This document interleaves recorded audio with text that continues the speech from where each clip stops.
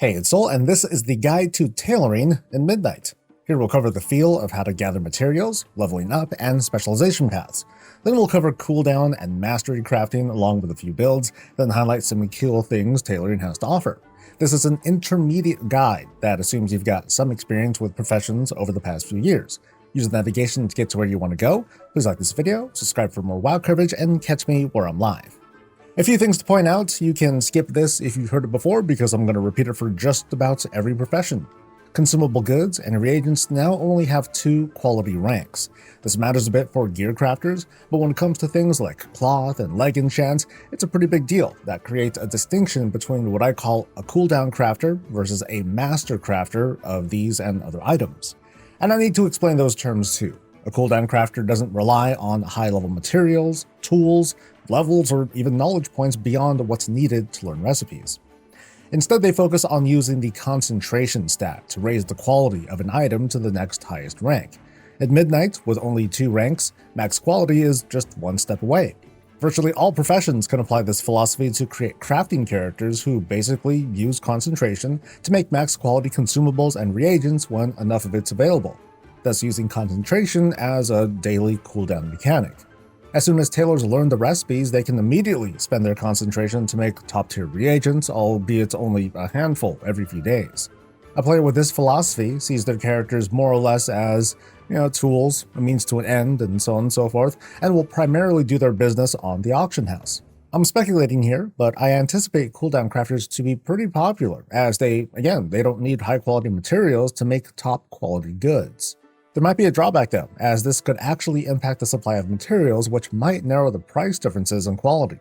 We also should consider the mid to long term of this kind of approach. What will the competition be like between single-player characters and those who might roll numerous alts, slamming their cooldowns?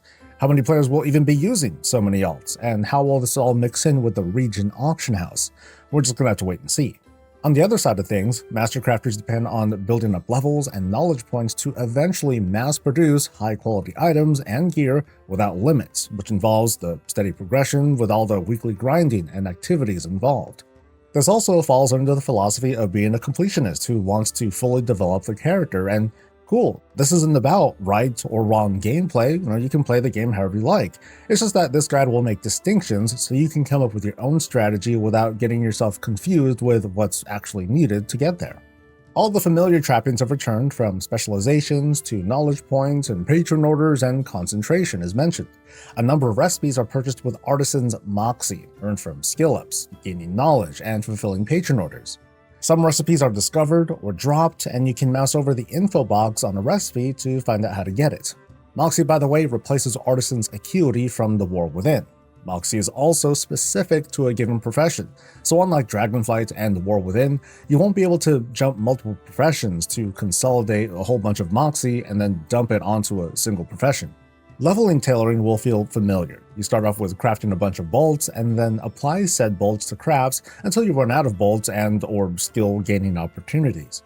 It's around the level 50 range when this starts to kick in, and at level 65, the basic spell thread you learn will stop giving any levels, leaving tailors to roam the land in search of recipes. Cooldown crafters though, they don't really need to care. Some recipes are available nearby from local vendors who will ask for Moxie and this Voidlight Marl. It's similar to Resonance Crystals in the War Within, earned from all sorts of world activities. Other recipes, which are likely easier to find, will come from dungeons and delves. Fortunately, these are also rare quality spell thread enchants which typically move quite well early on, before the epic recipes become more readily available. The challenge comes from the special cloth requirements, which I'll get into later, but I'm mostly pointing out leveling through this method will be fairly slow. My recommendation will be to use the spell thread cooldowns and slowly level up this way. I'm unable to test how far you can skill up with this, but it's still a fairly safe choice. In addition, if you're interested in crafting cloth armor, I'd vote for specialing into one of the more likely armor slots players will pick up, such as the bracers and cloak and belt and boots. Once the min-maxer folks figure out which embellishments are the most beneficial, that'll dictate the slots to invest into, so keep an eye open. With any luck, between this and the occasional skill ups from the Darkling Fair and patron orders, you'll be maxed out without pouring a significant investment of your own. Let's go over the specializations. Like in previous expansions, tailors exclusively gather cloth materials. And like in previous expansions, that didn't stop cloth from while being really abundant to where prices threaten to tank.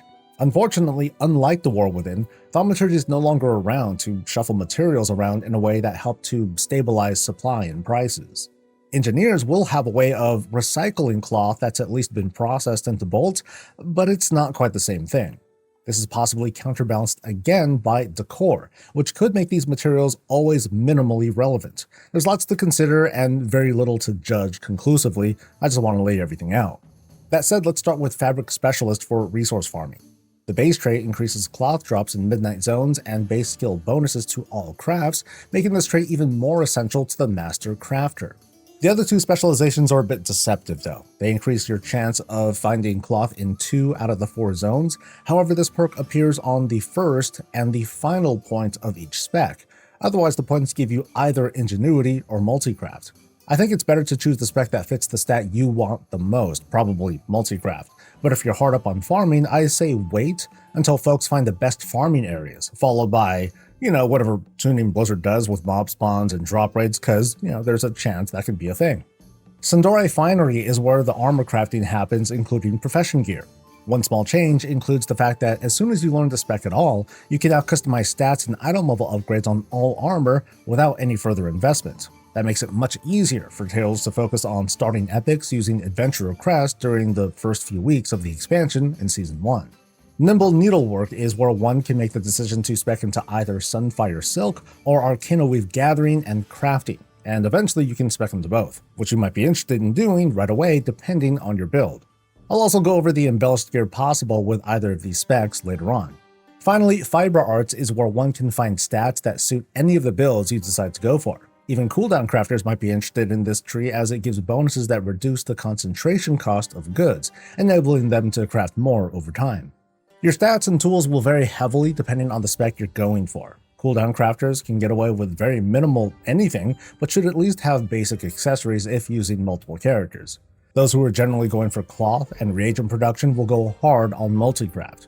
Master crafters, including those doing a lot of patron orders, will need a resource from this tool in the hopes of extra resources, but they're likely to be hard up on Moxie to buy recipes. The builds for tailoring are a bit more complicated than other professions, in that there are numerous places to go for skill points relevant to them. I'll go over some master crafting examples. In general, armor crafters can spec wide for adventurer level epic crafting early in the season, and others will progress straight to the armor slot of their choice, including the helmet or chest for profession tools. That's important, but they'll also want to invest into Fabric Specialist where 10 points are sort of hiding in the base trait. Fiber Arts in the other tree, it's not hiding skill points as much, but you'll also want to fully invest into that in order to master armor recipes. Thankfully, crafting embellished gear with the special threads doesn't require anything extra. I think this is fine for the long run, but cooldown crafting seems a lot more effective, at least for the cloth. There's a path to setting up a hardcore cloth farmer that can be effective if you scale the operation up with some cooldown crafters. First is to choose your most efficient killer or slayer of mobs, and then set up your supply by going straight into needlework and investing until you unlock both Sunfire and Arcanoweave drops. As a bonus, you can also invest in the Fabric Specialist for bonuses to regular cloth drops. Then, depending on the rate at which the special cloth can be farmed, set up multiple cooldown crafters who spec into either Sunfire Silk or Arcanoweave, as you only need 5 knowledge points to progress to one of those trees. Or you can invest into both as points allow. Currently on the beta, crafting one bolt will somehow initiate a cooldown on the other, as if you're sort of forced to only craft one kind of bolt at a time. I'm not sure if it's a bug, but I'm going to run with it for now. It still doesn't make a huge difference though, because as long as you're using all your charges at once, you'll never actually lose any charges as long as you're just keeping an eye on your cooldowns. So short version, you just want to have one farmer and then as many alts as you need to manage your cloth income. Unfortunately, setting up cooldown crafting for the spell threads, as I mentioned earlier, it's a little troublesome. The Arcanoweave spell thread will set you back some Moxie and Void Light Marl per character, while the Sunfire Silk spell thread recipe, that's a raid drop. If there are other cooldown crafters out there, and I predict there will be, everyone who can will need on this recipe when it drops. Now let's get to the cool things tailors can make. They're still doing bags, of course. Specking for Sunfire Silk will score the regular bag recipe, while the Arcanoweave spec gives the reagent bag. I've mentioned the spell threads numerous times, but I'll point them out again here. One is spec'd for healers and one for caster DPS. They can also make optional reagents for embellishments. One provides a primary stat boost to the holder and a friendly target. Another gives a main stat bonus when taking healing and damage, which is weird, but okay. For what I think is the first time, there are straight cosmetic cloaks that can be crafted. They're learned from the trainers, but ask for one of the special kinds of cloth. And of course, there's a round of decor, with a variety of requirements attached to the recipes.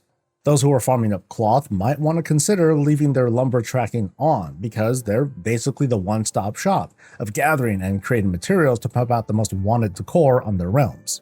Finally, there's the embellished gear, which falls under either the Sunfire Silk or Arcana Wave Umbrella. There's a 2-piece set, but 3 kinds of gear, so you can customize just a tiny bit, because notice how the stats are fixed. Between the set bonuses, you're looking at the difference between haste and crit, and again, you need both pieces to activate the bonus.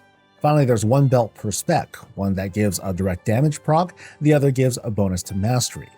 And that's the guide. Please like this video, subscribe for more WoW coverage, catch me live, and I'll catch you later. Stay safe, stay healthy, and stay breezy.